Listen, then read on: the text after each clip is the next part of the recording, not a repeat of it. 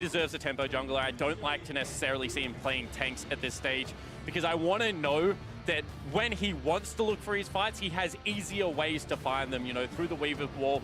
Would have made Edward's job a lot easier of forcing those engages, and it just, you know, wasn't the case in this game. Even something like the Nocturne that he did decently on in game one. Great in game could one. Could be something that they could look to as well. But we'll let the teams answer for us here as we are into draft for game number 4. Gambit on the blue side, banning that Singe. They'll ban away the Lissandra, so Licorice's picks getting picked on a little. And 2 supports by Cloud9, TK and Alistar, gonna get out of there as Aatrox banned by Gambit. Yeah, and if you're Edwards, this must feel bad because they really are targeting you now. They're saying that unless you're on one of the easier to execute supports, that you look pretty ordinary all throughout Worlds. And I think that's been the case, expecting potentially to go towards a jungler here for Diamond just because they haven't hit the champion pool, so we would have his pick.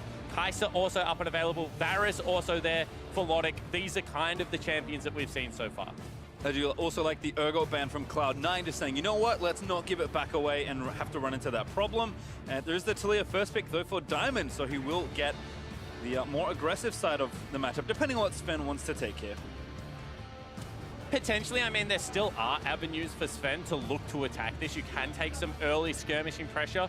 You don't necessarily want to have something like a dash like a Xin Zhao, because if she does get the pebbles down, you do a lot of damage to yourself. And this would be a change once again. You know, flip it on its head. If they want to go towards, that won't be a change. If they want to go towards the jungler, we can take the stronger bottom lane with the Varus. I would have liked to have seen that. To see, certainly considering a bunch of different picks here, but looks like Cloud9 maybe just flashing some potential options. They will take Thresh Draven completely blind once again. And now this time around, I think that you can take yourself, you know, potentially the Rakan, potentially look towards the Varus if you are Edward as well as Logic. You know that Logic's going to get targeted out in the second round of bans, most likely, if you don't take his pick right here, whereas there are all of the major tanks up, and Stahos looks pretty good on the Maokai, so I don't necessarily think that's the problem. Kira has shown that he has a champion Ocean, so I don't expect them to go towards his pick, and I think prioritizing this bottom lane does make a lot of sense. I like the Varus here a lot from Logic. We'll see what they pair it with here. This would be called a Gambit special. Haven't seen Tarek in a long while.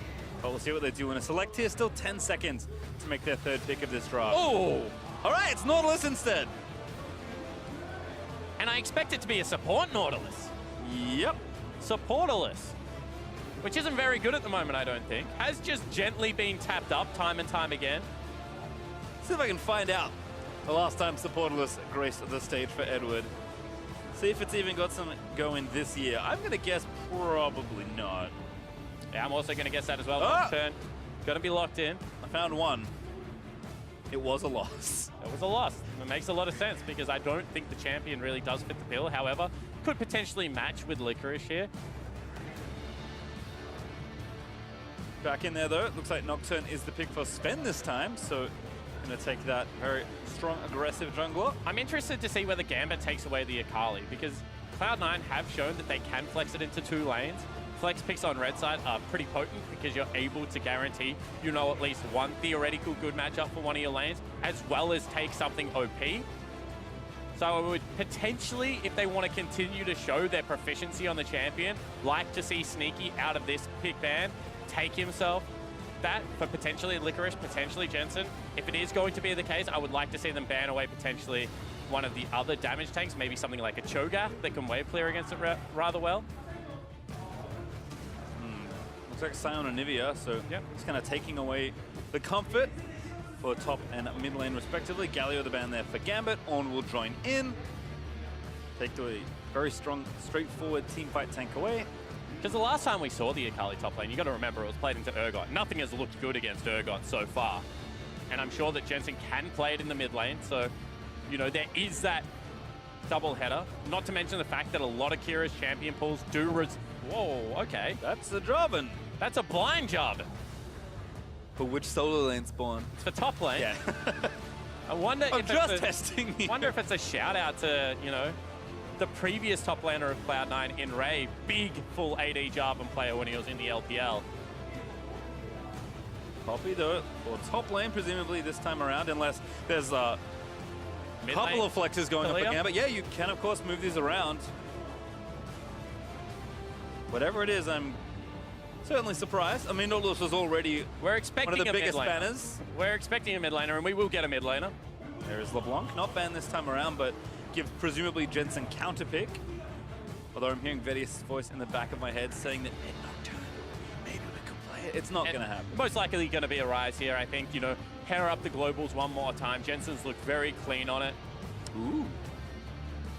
Once again, Cloud9 just reaching further and further back into the champion select. Okay. My eyes lit up there. I was like, is it actually going to be? Kassadin instead, the pick here for Jensen. Makes a lot more sense. I mean, we've seen this matchup played multiple times across the play-in stage already, and it does seem to be fairly heavily Kassadin favored. G4 actually played both sides of it and kind of won both sides of it. On the LeBlanc, he was able to leave lane, pick up kills around the map. I actually think he took down the jungler twice, was 3-0 when he came back to lane. Then against G2, when he played it again, was able to pick up a couple of kills on the Kassadin side of it against Perks, and was able to win out on that lane very hard. So see what Jensen, someone can do, someone that is very practiced on the assassins in the mid lane, can pull off in this current matchup. Just want to point out, there was a number of games ago when we heard from Mark Z in the analyst desk giving his win condition for Cloud9, but they've ignored that. He said don't show innovation, and Cloud9 have shown new picks, I think, every single draft so far. However, if it's enough to push them over the edge here and win this game, I'm sure they'll be happy to show a few extra things here in the play-ins. Because there's two ways that you can treat new picks. One of them is the fact, let's hide it to win a game, and then the other thing is, let's pick it and scare everyone else. Now you know you cannot blind LeBlanc against us, maybe even if we aren't the most comfortable in the matchup, and it gives you some additional reps. So I actually don't mind showing additional things here, especially if Reaper still has some more spicy picks prepared for the group stage. He does. I have no extra information. I haven't talked to anyone, but he does. He definitely does, as the coaches are already back up in their rooms. But Gambit has to be kind of that feeling of dread mounting in their stomachs. It's a tough ask for them to win this game, and even tougher to win the next two, but that is the situation they are in if they want to continue their run here at Worlds. For Cloud9, looking to make another strong appearance, perhaps even through to the top 8 of the event. Must win one of the next two in order to get there. And the last time we saw Gambit on the blue side of Summoner's Rift, it was with some patented innovation. They pick up the Poppy, they pick up the Anivia, and they're able to secure themselves a victory. This time around, more innovation. They have themselves a supporter list, the first one we've seen of Worlds play-in. However, I do not like this innovation as much as I like the Game 2 innovation. They really are relying on snowballing the bottom side lanes to have any hope in this matchup. At the same time, once again, C9 just have a very good 1-3-1 comp. If Svenskeren gets any kills in this early game, it becomes even easier to execute upon that, you know, attack Stayhos, attack Kira in the side lanes, where they are already in, you know, pretty tough matchups. This is a change I can get behind, though, for Gambit. They don't overcommit to it, but they do group as 3 and try and get some invade pressure down. C9, though, play it nice and defensively. Is a good deep ward for Gambit on the blue side of Cloud9's jungle, but nothing too crazy, as we can see. Sven is starting on the left. Same there for Diamond. A little bit of adaptation out of Jensen here. He does stick with the Fleet Footwork as his rune of choice, which we've seen a lot of. However, this time around doesn't go with the Dorian Shield. So obviously thinks the lane is a little bit easier than what the other mid laners did, as they went with a shield purchase. It actually, in both situations, worked out at Treat because they weren't forced out of lane, but we'll see whether Jensen has some more forward pressure potentially in this matchup now that he has gone with the more aggressive Darkseer. Yeah, we have seen Jarvan already this tournament, but not in the top lane, so we'll see how Licorice can do here, especially versus the counter-pick Poppy that Stayhos does have for himself. And I'm actually a pretty big fan of Jarvan at the moment. You can max out W second, it gives you very good options in taking some of these fights. He's got pretty good sustain now that Corrupting Potion is in the lane. And he just procs grass like really fluidly through his trade patterns. Other people that take grass don't necessarily want to go in for auto attacks with their trade, but given the fact that Jarvan's passive, synergizes really nicely with it, just makes sense. See, Diamond right now, zipping around the top side of Summoner's Rift, hasn't really been able to outpace the Nocturne, however, who's just gone major camp to major camp. With Duskbringer, one of the quickest junglers. And once again, I expect Sven to just try and get towards level 6 and try and impact potentially the top side of Summoner's Rift. Because if he's able to do that, if he can create a discrepancy again for Licorice and Stejos, then his job in the mid to late game of attacking a side lane becomes much more easy to execute upon, because you would expect Stejos to have to go primarily armor items to stave them off at that point. See Diamond kind of thinking a similar thing. We'll take the Krogs away. We'll see if they commit with a pretty big wave mounting to some sort of dive here on Licorice. I mean, got to remember that he is running the Resolve primary, so he's a pretty tanky Jarvan at this stage. They go for it regardless. Oh, W maybe used early. Licorice just kiting it out, pops the shield up, and walks away from it. And now all of a sudden you can see Sven is heading towards the top side of the map, so they can turn this. There's no steadfast presence if they walk back through. No overcommit though. Diamond will move into the jungle just barely, but Sven will take the remainders of that Krug camp and make sure it can respawn. You can see instead that he's got in behind Jensen here. Jensen with a flash, it's going to take some damage. The flick does not land as Jensen is forced to burn the summoner. I mean, that is a very successful gank. He just walked in by himself. There was no real pressure coming out of Kira, and they'll also use that to push out the wave, so heads up play right now. 2v2 though starting, stand aside already used. Aftershock off for Edward, and Sneaky wins out on that trade. Jensen also staying, does get flicked back in. He's actually just straight in front of them. He's got Ignited, and that's first blood. Jensen, what on earth are you doing? And you can see Svenskeren wants to clean up the mistake, has the flash, but can't get in range. And that is a baffling play out of Jensen. Knew that Kira was manaless. Ignite down on Zeyzal. Diamond Prox can make it work again. He's going to flash in. The hook from Zeyzal is good, but he's not going to live through it. Diamond gets another kill. 2 TPs down here as Licorice does get himself a shutdown onto Talia. But so far, Diamond has visited 3 lanes and come up huge. This is a player that we said needed to have impact in the early game. Well, in game number 4, when Gambit needed the most, he absolutely does. Sven will take time to invade here, but he's actually getting collapsed on by 2. Svenskeren, great spell shield, but he's still going to get rooted by the auto attack. He does have his flash, but it's not going to matter. C9 just throwing themselves into the arms of Gambit. And That's no awful. priority bottom lane. You can see that they just sent Zeyzal back. They know that the top laner has recalled as well, so Sneaky can't push in. Hook is on again. Oh, root lands, heal burnt. Zeyzal, no follow-up, and Sneaky's out of mana. And Sneaky flashed as well.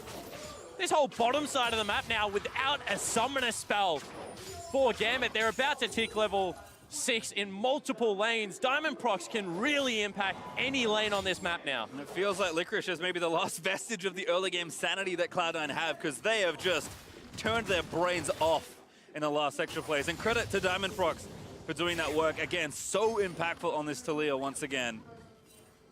And we said get him the earlier jungle, right? Allow him to have impact. This time around, Svenskeren should have just been trying to prioritize farm, should have been trying to get towards the stage of the game where he is able to impact the lanes. But now, when you have a Talia that can also get into the lanes, when you're relying, hook on again. Edward, the target. See if C9 have enough. No flash for Sneaky, used it already, so can't really follow. Yeah, Diamond also down there as well. Reading the plays, that's an ultimate. Dunkaruski there for Licorice. Is locking him in. The minions helping out. Corrupting Potion ticking away also with a team up at Diamond again. Kira diving into the bot side of the map. The chain's gonna miss, and Sven's here early. Beautiful counter gank by the Nocturne, and C9 collect a kill. Yeah, very nicely done out of Sven there. Read the play beautifully. Used the summoner spell to pick up the kill. On the flip side of the map, Licorice still trying to just exert some pressure over Stejos here. Had the level 6 first. And again, using the Corrupting Potion charges, it seems like everyone is out here in the top lane. Jensen also now able to rip walk on. But Kira still continuing to play aggressive as we watch this again. Yeah, that's just a nice hook. Very good vision placement put down earlier. If Kira lands this chain, Sneaky dies, but it is not to be. And as we mentioned, the fact that Sven commits to that play, and he needs to catch up, because your job is the exact same, apart from the fact that they have a mixed top side, so you know Poppy does a lot of physical damage, then all of a sudden you have a Talia doing magic damage versus double physical damage dealers, which means Poppy's itemization is much easier to solve for. Not to mention that Licorice in the split push also has to be able to do damage to be relevant, so he's never going to build pure threat. Diamond at this pace would have just been able to camp Licorice, be able to take him down time and time again. If he looked to split into the side lanes, now with that kill from Sven, can start catching back up, can get back on pace for some good farming, and look to counter game.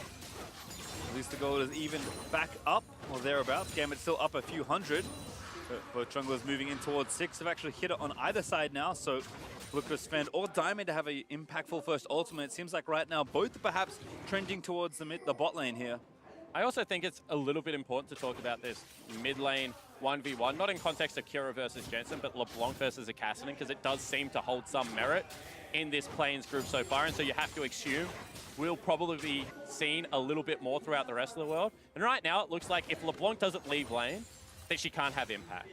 Cassidy can just farm underneath the turret, be very safe, is going to turn into that ticking time bomb.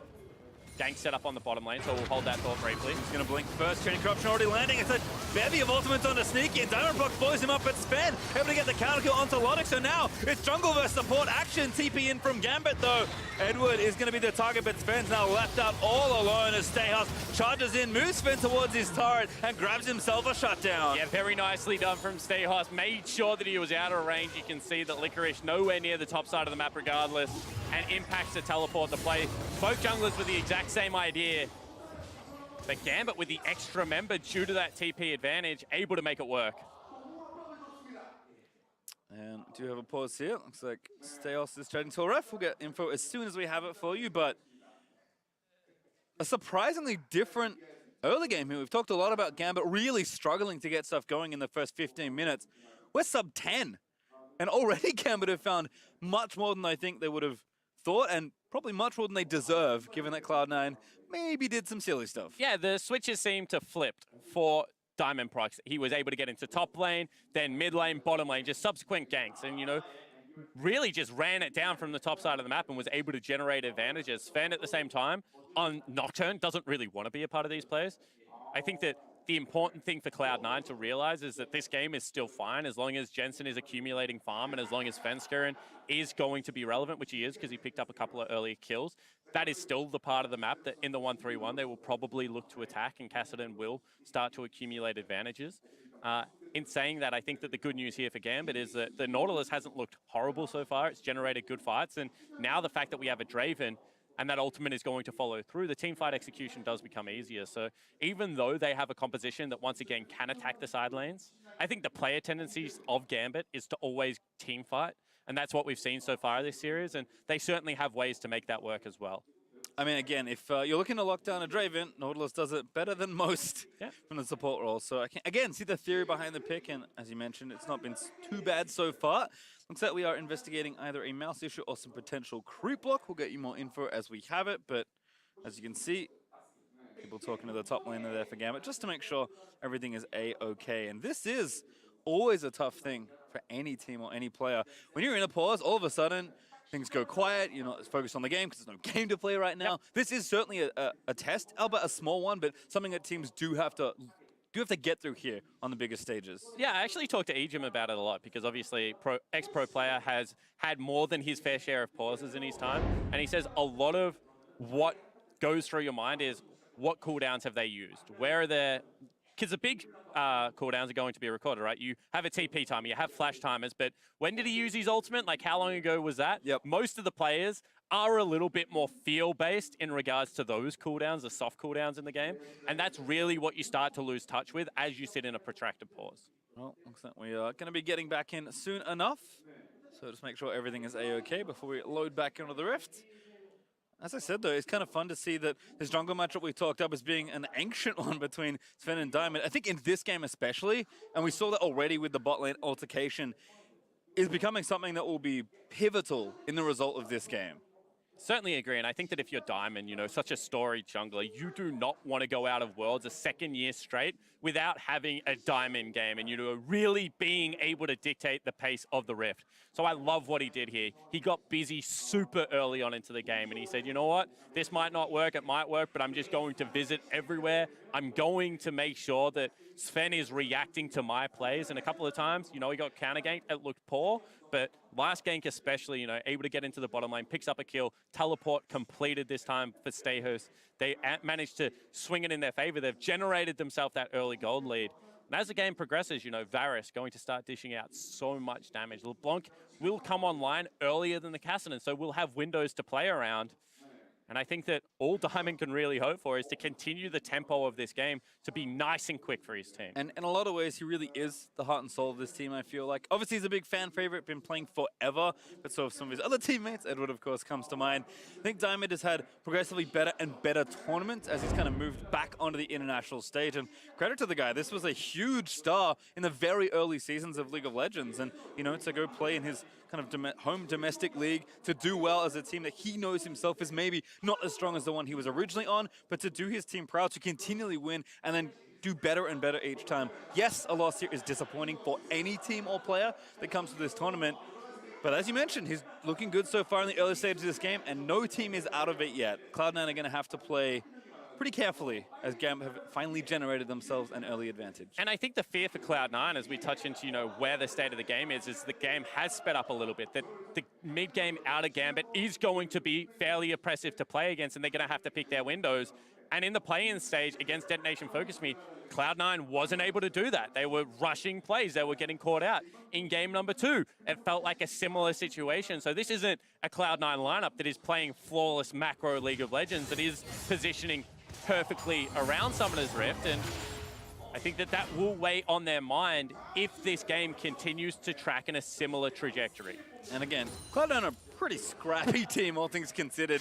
They kind of clawed their way out of groups last year at Worlds, but not in play-in. That's where they dominated. So to be challenged here, certainly credit to Gambit. We'll see which team can clean it up as we pop back onto Summoner's Rift.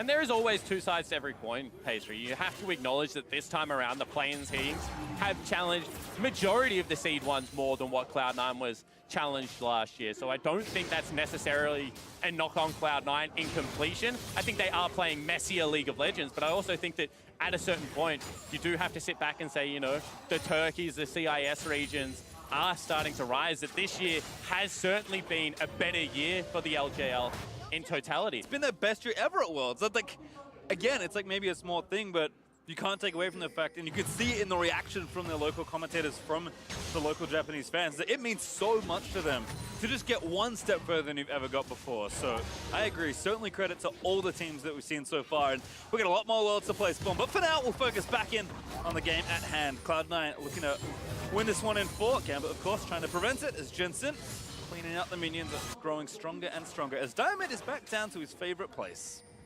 Makes a lot of sense, you know, Flash is back available, but they still have the CC. They have the Nautilus ultimate that can guarantee that knock-up. And whilst not the most telegraphed gank I've ever seen, when Edward starts running around with sweepers and pink wards, you have to know something is coming. So Svenskeren does the right job. Once again, Nocturne, one of the best counter gankers in the game, positions for the play.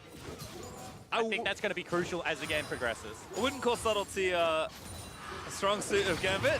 Oh, ult misses. Sneaky just fades right. Logic, though, did give it an attempt, and again, they haven't seen him yet, but seen him have a pretty good idea that Diamond is here.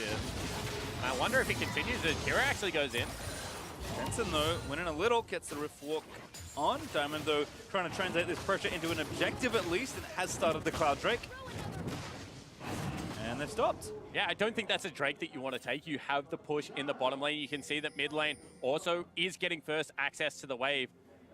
So if you do take that, you give a lot of that pressure back over to the C9 lineup, and they are right now starting to get not strangled, but you know, you can feel the grip tightening as Gambit try and exert their will onto this game.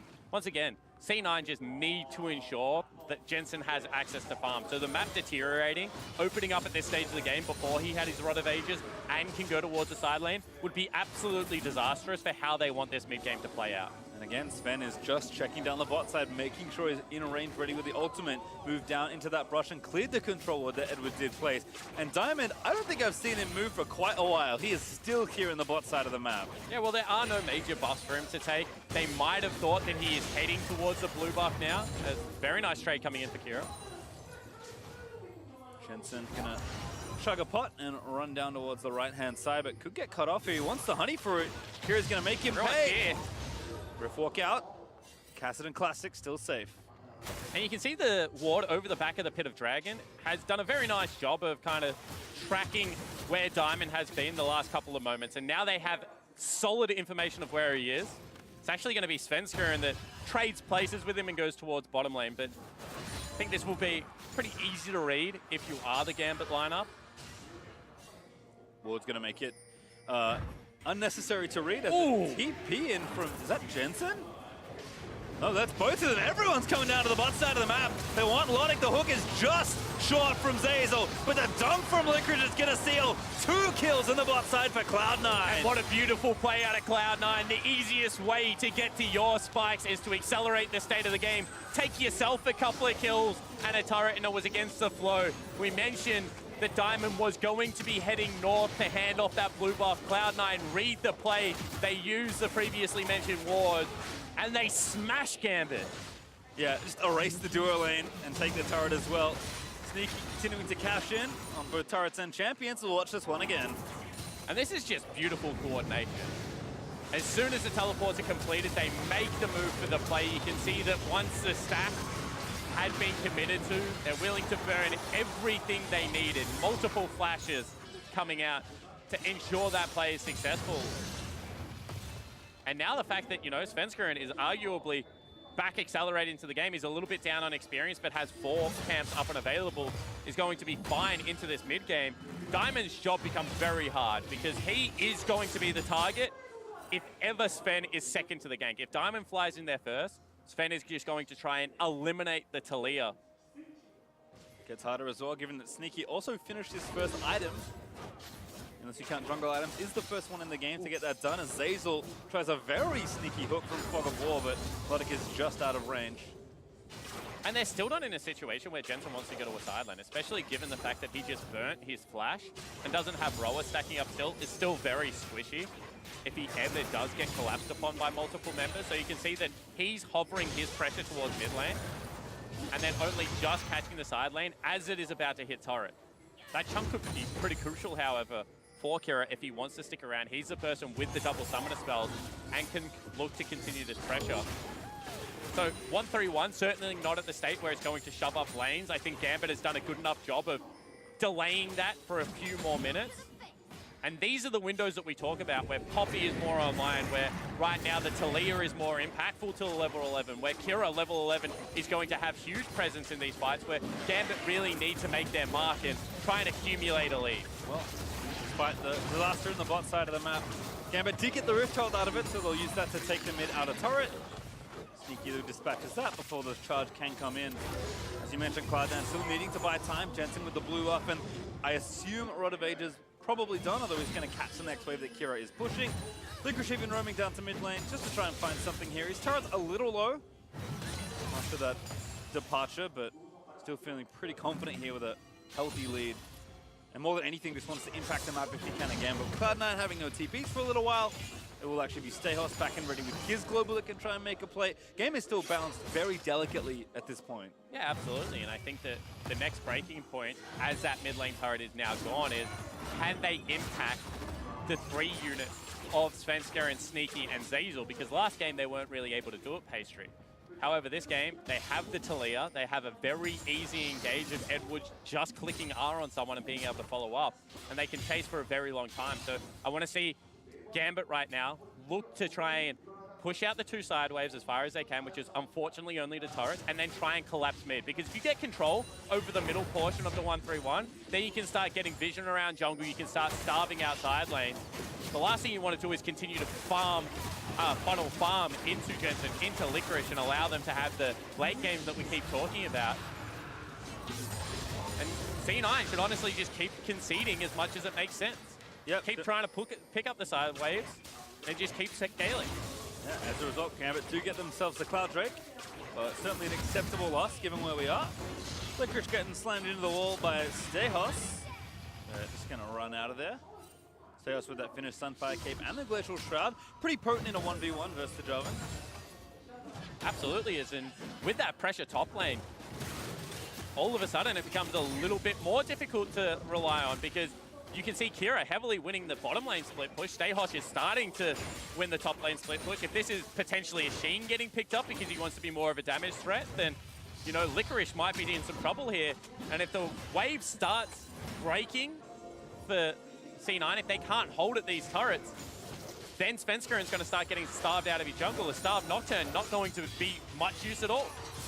So Licorice is trying to hold on to as much of this turret as he can, but Cannon Wave is chunking it down. Steos continuing to apply that pressure, and Licorice, he wants to go back. He has money to spend.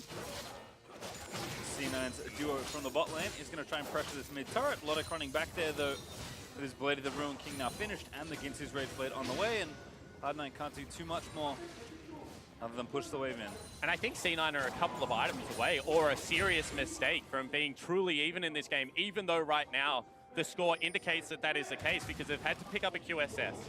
They have got, technically, the weaker jungler right now. Diamond is ahead of his lane opponent, and they are starting to really knock on these turrets. Unless the 1v1 in the bottom lane starts to swing heavily in Jensen's favor, which I don't think it does just yet, then they're playing on the back foot in 3 lanes. You can see Gambit using that continued pressure to get the turret in top lane. Hook onto Edward, though. They are going to commit. The box used. Training Corruption forces the QSS from Sneaky. Doesn't take too much damage after the fact as well. Kira and Jensen, though, at it again. Chain does latch. Jensen going to try and find it out. Here's Svenskeren, though, riding down towards it. He went on the wrong one. Oh, Jensen dies again. Kira able to take him out. Can he get away from Svenskeren, though? Now Gambit actually found a different pick. It's Zazel that's left out to dry. Ward's over, trapped into the wall. A beautiful weave as well from Diamond as Lodik gets a kill. That is a heads-up play out of Diamond. Traps a Thresh in the Dragon Pit. You can see they also force off Sneaky. They get key summoners from multiple members and are able to pick up the kills. Gambit right now fighting back in this series. Kira did die, but Gambit certainly still with hope as they hold onto their lead in this game, and they're not done. They're going to try and siege up something here in mid lane. See if they can't get another pick for themselves. And this is what you want if you're a Gambit fan. You want them to continue to get kills on this LeBlanc. You want the LeBlanc to be able to stand toe-to-toe with Jensen. You can see that hiding around the wall, Jensen greedily rips walk forward, wants to clear out the wave, and that chain just threaded masterfully between the creeps. It looked like Kira was trying to get out of the play, so you can't really blame Jensen potentially for going for the clone. And once you have left the 3 as the jungler, then, you know, the support, the AD carry, need to not be that pressed up. That was the case. Ultimately, it was Sneaky that grabbed a kill, so huge play for the AD carry of Cloud9 to be able to cash in there. But still, you have to say winning trade for the Gambit lineup. Yeah, both here and Lodik picks them up, so Gold kind of going in the right places here. Lodik actually pretty rapidly approaching item number 2. Sneaky continuing to push the waves up in mid, but Cloud9 don't have a whole lot of map to pressure right now, given that they're still down in turrets and critically down mid-turret more than anything else. And I'd be interested to see who won a stand and deliver fight between Lodik and Sneaky right now, because Lodik, when he gets towards the Gwinsus, is going to hit like a truck. Sneaky going to mitigate some of that with the nice magic resistance that's picked up from QSS, because it's going to be a lot of mixed damage that comes out of Varus at this stage of the game, but Sneaky's certainly not where he wants to be, and they're actually collapsing onto him potentially. Stehos looking for the flank, but Sneaky backs off. Lantern is there, can't take it! Steadfast Prince and the QSS after the flash. Mortal Assault's gonna make that an easy one, though. And that is just mistiming from Sneaky. Thought the Steadfast Present was down a second before it was. One more time, Gambit collapsed on that mid lane and are looking to take a turret. And take they will. They'll tank it for a little while longer. The wave will come in case they need the help. And 3 turrets to 1. Gambit bust through mid lane, and now look for the top side again. Jensen, Cloud9 in general just need more time, but Gambit are not giving it to them right now. And Pastry, this is what we said, when you control the middle of the turret, you're able to explode into the side lanes. Diamond doing the right thing, holding off to the side, can use the wall if they want to siege this and try and cut off the defense. Pretty big wave. There's a good wall from Diamond. Cloud9 get out over the other side of it with the Lantern used by Zazel onto Sven, but they will not be able to protect the turret. Gambit continuing to accrue advantages here. And a pick into 2 turrets now. Bottom lane really the only area where Gambit need to look to attack, and with the rest of the map so wide open, should be much easier. Licorice gonna take some damage. Not really all that much coming out of Kira. Pretty tanky for Licorice with a lot of health built up between the Black Cleaver and the Durham's Fist. And looks like he's gonna wander down to the right-hand side of the map. Jensen actually translated to top lane, so apparently wants to kind of swap things up. I guess makes sense with Baron maybe being the concern, although there is an Ocean Drake up if either team wants to have a look at that. And not only that, right now Jensen is a teleport user. He's going to get collapsed on, but gets out. So really, Jensen even more wants to be top side, bottom side. As we take another look at this is Sneaky. Sneaky had the land to click on. You can see Face just after Steadfast presence. Really, he was probably dead either way just because of the chain CC coming across. Like we said, Nautilus Ult does a hell of a job on AD carry, regardless. Nautilus in general. I mean, he has the most innate CC built into his kit along with Sejuani. Just one of those champions that, when he is in the meta, is very oppressive to play against. Ooh, Jensen looking for Stayhus here. Stayhus also ready for the follow-up here. Hook does not land. Great flash from Stayhus. So I want to talk about a mini interaction there. It's quite forgotten because back in the day where Kassadin's Q used to be a silence, it would stop everything as they actually engage on the mid lane. Again, all in the mid side. They are going to grab Lodic there. Spenskeren just dives onto his face. Nautilus Ult is also going to get burnt. He flashes out to make sure the rest of his carries are safe. Licorice though maybe too far forward. Kira is maybe going to thread the chain through. He does grab the shutdown.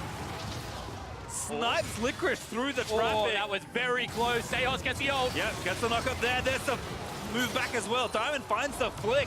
And that's another pick for Gambit. It certainly wasn't. All of a sudden, Gambit just continue the fight. This time it's Cloud9 that starts it off without the teleport of Stayhorse being channeled, but he gets back to base, he gets back into the fight. Potentially they're going to look at Baron.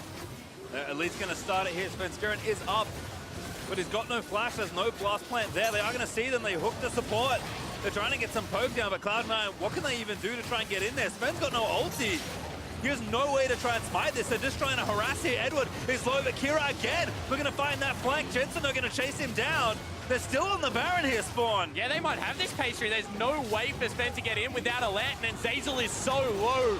Lodic's going to come over. They can just finish this one off. It's only Jensen really that can steal this. Spenskeren getting shut down. They're right in there, but it's not enough. C9, they found the play. It was the lantern.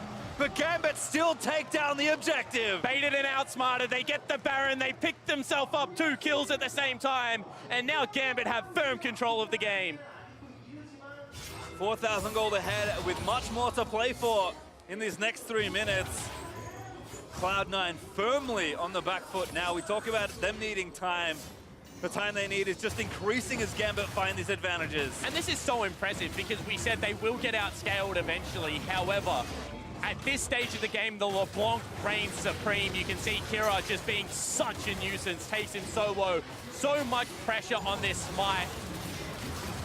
And it is Diamond Procs flexing, having a fantastic performance so far this game. And carrying Gambit, honestly, to what is a very strong mid-game position. I mean, he's an OG of situations just like that, and once more his smite rings true. Now Cloud9 at the whim of the next siege point for Gambit. They'll take the easy one first down in the bottom outer turret. And they're going to give that one away. And it looked like Stayhus had used ultimate top lane. But what I was going to say is that Jensen's Q actually breaks the channel of the Poppy Winder. So whilst you heard the Poppy Hammer start winding up in the top lane, it was actually just an interrupt, which only puts it on the shortened cooldown, which means when Stayhus does teleport into that mid lane play, had it up and available to take down Sneaky. Now a little thing in these games. That's the thing for sure. 6 turrets to 1 now. Gambit climbing ahead. 5,000 gold now in the lead. Diamond cuts them off. A standard siege to Leer wall, but does look good here. As Kira chunking people out. Even Licorice is relatively tanky, at least as far as Cloud9's overall team is.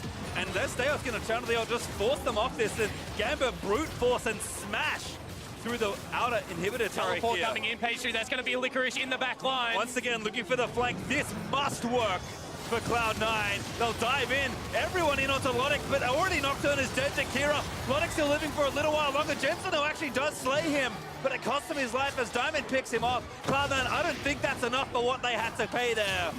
Certainly might not be the case. You can see Stayhus so tanky. Hook just misses. Sneaky has to flash it. Do they look for the end? Gambit, they are going to go for the throat. Cloud9, 3 left. Can Gambit push us to game number 5? Here for our first best of 5 in the play-in knockouts. They find the slam. Licorice burns the stopwatch. The Nexus turret though still under siege. Licorice, he can't really get out. He dives into the backside, but he can't get this assassination. And Kira is just smashing people. Sneaky, able to take down the clone, but that's not the LeBlanc they were looking for. Another hook from Zazel, but C9 they got him. just have no health to defend. And Gambit, they will make it all the way to game number 5. What a performance! And after game 2, the analysts were kind of patting himself on the back. They said that was the one game that we gave Gambit, but they say no. Blue side victories, able to carry them through to this game 5. And Diamond Prox having a throwback early game, setting the scene. We said we were a little befuddled about why he took Gragas over Talia in game number 3. And after that performance, I think we're a little justified. I was going to say, now you're even more confused. Like, what is going on? Diamond just putting on the carry pants, but it wasn't just that. It was the Kira this time around. Much greater control over that mid-game. If you're Jensen, you can see so much early pressure in that matchup, and Kira really made him pay. But across the board, Gambit seemed to be elevating as the series goes on. Now, this is a situation, if you're North America, you did not want Cloud9 to be in. Your young rookie players that we keep talking about, backs against the wall, might fail to make groups for the first time. Certainly it would be a devastating blow, but we'll have to see how it all pans out. Gambit just slowly growing in strength to strength. But for more on how Gambit have tied up the series and pushed us to game number 5, let's get a breakdown from the State Farm analyst desk. Thank you very much, Pastry. As much as we want to talk about C9 not making it to the group phase, I think we also have to talk about the possibility of Gambit somehow, against everyone's expectations, maybe making it to the group stage of Worlds. What's going on? I mean, it's very fitting that the region that had the one team to ever get out of group stage as a wildcard region also be the first team to upset a #1 seed. It'd be pretty impressive. Wow. So let's break down, Raz, how it happened. I feel like we're seeing a different Gambit almost every game, and in this one, it was Diamond Prox who went off early. Yeah, a complete evolution. I felt like what we didn't expect was going to be the constant jungle pressure coming on towards the Talia pick. I didn't expect the Talia pick coming through. So I immediately, just from the draft alone, expected there to be more of a Nocturne pick for him, but it was actually swapped. Svenskeren picked up the Nocturne, the pressure went towards mid. Immediately went towards the bottom lane. All of this while it was in vision, so Diamond Prox went straight from mid to bottom lane. Don't know what was happening in the comms here. No, this is a fair amount of disrespect in those previous 2 replays, but with that, Gambit was kind of off to the races. The game that they had that was really impressive from their day 1 performance also had the Talia, and I think that's a pick that, you know, they have to be careful of now because it seems to work very well. Moving to blue side for C9 next game, maybe they have to ban it. Yeah, I agree, and I also think that Gambit this time around did seem a bit cleaner than they had in the previous games after they got that lead, and one big difference was in the mid lane. Our MasterCard player of the game is Kira, and I didn't expect him to get any MasterCard players of the game during this series. He started off horribly. So what happened in this one? I mean, we were talking about in game 1 and game 2, the reason that we thought Gambit had no chance in this series because we expected Jensen to monster him the entire time, but it felt like Jensen took a counter pick he was completely out of practice on, whereas Kira looked great on the LeBlanc pick and was able to win a lot of trades, and then Jensen having some disrespectful attempts at clearing a wave 2v1 as Cassidy in pre-6 gave over the first blood, and from there, in the side lanes, he continued to outplay both Jensen and Svenskeren. Yeah, these are the best games I've seen from Kira by far, and this was when not only does he have, like, the Cassidy have a pretty good matchup here, but he had the backup in a 1-3-1 with the Nocturne pick. So the fact that that plan hasn't been paying off when Kira was actually just in a 1v2 situation in the mid game was very surprising. And on top of that, a lot of the mid lane trades, sure, Cloud9 found an opportunity to go for a bottom lane dive with a 5-man flex. It was just still Gambit having a lot of control before that point. So this is much more better control from Gambit. I think that's the big thing, was like that was supposed to be a matchup that was going to swing in C9's favor, and the fact that Kira turned it back around to be their advantage kind of broke C9's comp apart in a lot of ways, because they don't really want a 5v5. Yes, they can dive and kill Lodok with the amount of insane engage that they have, but after that, their team fight is useless, and it's basically pick one person, and you want to do that in the 1-3-1 setup, but they can't do that because Jensen's getting crushed. No, so from that, Gambit takes the game. We're all squared up now. Mentally, you arrive as Gambit as, of course, they showed confidence in the pre-game interviews, but I'm sure they realized that C9 was actually supposed to be much better than them, and C9, on the other hand, probably didn't come into this day thinking they would hear Silver Scrapes and have to go into a game 5. How do they reset? Immediately, just to say this, they have to reset their draft. I know that's something that we've gone and focused on a little bit. The Draven Thresh lanes, I think, is just so it's pure laning phase dominance. Move away from that. Go back to the Kai'Sa. Play towards team fighting. You can play a little bit slower. Right now, these games are a lot more hectic early on, and that's not in the comfort of C9. Absolutely agree. I mean, they lost one laning phase pretty harsh by like 30 or 40 CS when they were on the Kai'Sa, but I'd still take that over the Draven. And you can also ban out the Varus and some of the things that we're punishing it here on blue side. I think they have a lot of flexibility to stop experimenting. The Jarvan into Poppy is kind of weird. It's not like inherently great. There's a number of those kinds of things where I look at what they chose to do, and I think that they could do a lot better. And immediately, I want to see Blabber back in.